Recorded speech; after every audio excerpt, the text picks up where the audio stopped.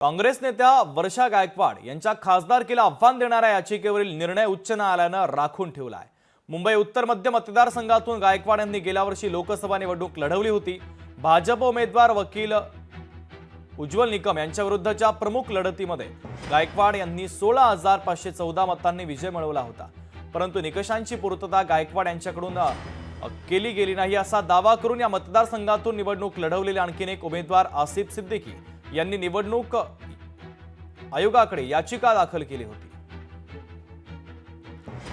तर न्यायालयानं आता या याचिकेवरचा निर्णय राखून ठेवलेला आहे। वर्षा गायकवाड यांच्या खासदारकीला आव्हान देणारी ही याचिका होती। तर गायकवाड यांच्या खासदारकीला आव्हान देणाऱ्या याचिकेवरचा निर्णय आता कोर्टानं राखून ठेवलेला आहे।